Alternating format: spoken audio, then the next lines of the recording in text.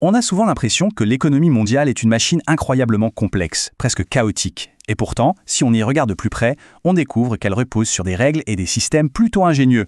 L'objectif de tout ça? Créer de l'ordre et surtout de l'équité.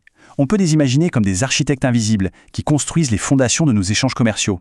Alors, comment est-ce que ces architectes de l'ombre façonnent notre monde? C'est ce qu'on va décortiquer aujourd'hui. Et pour commencer, voilà une question qui résume bien le défi.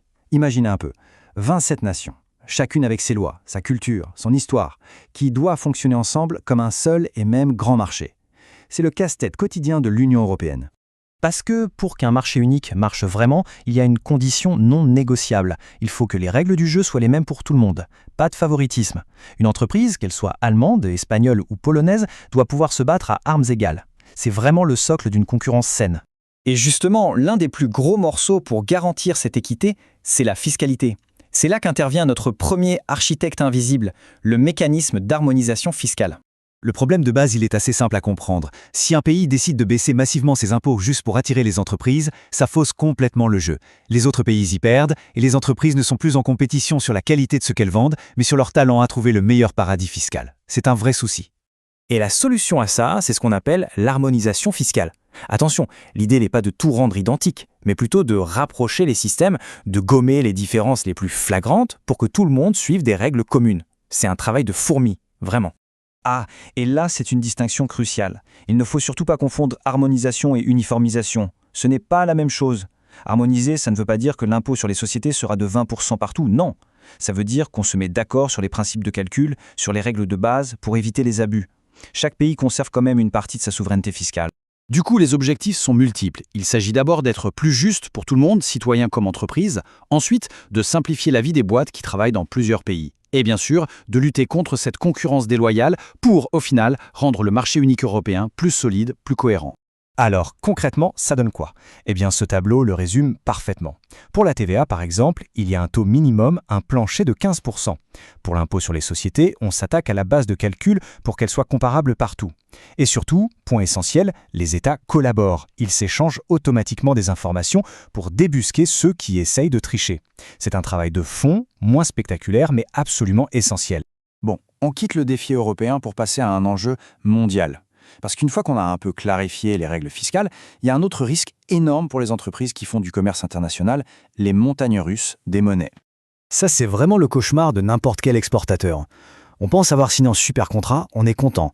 Mais le temps que le paiement arrive, la valeur de la monnaie s'est effondrée et la marge bénéficiaire, pouf, évaporée. C'est une épée de Damoclès permanente.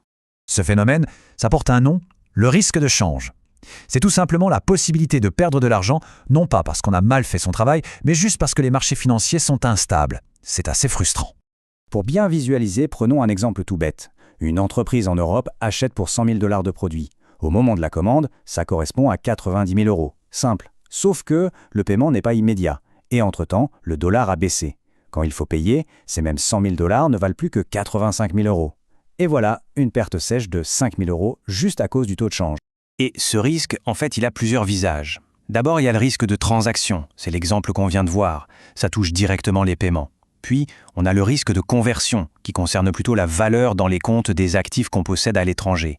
Et enfin, le risque économique beaucoup plus large, qui peut carrément affecter la compétitivité d'une entreprise sur le long terme.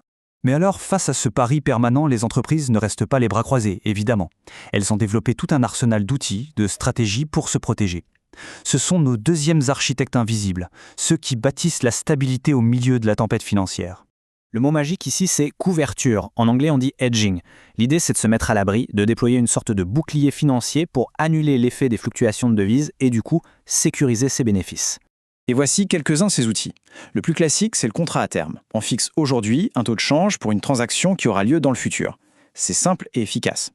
Une autre option, c'est de tout facturer dans sa propre monnaie. Comme ça, c'est le client qui prend le risque. Et puis, il y a une technique très maligne, la couverture naturelle. On s'arrange pour que les revenus et les coûts soient dans la même devise étrangère. Malin, non? Au bout du compte, qu'on parle d'harmonisation fiscale en Europe ou de couverture de change dans le monde, l'objectif final est exactement le même.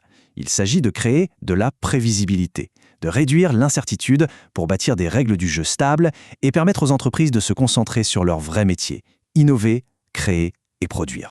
Tout ça nous amène à une dernière question, beaucoup plus large. Dans notre économie hyper mondialisée, où les frontières ont de moins en moins de sens, qui est légitime pour écrire ces règles du jeu? Est-ce que ce sont les États, les grandes organisations internationales, ou peut-être même les entreprises elles-mêmes? C'est sans doute l'un des plus grands débats de notre époque.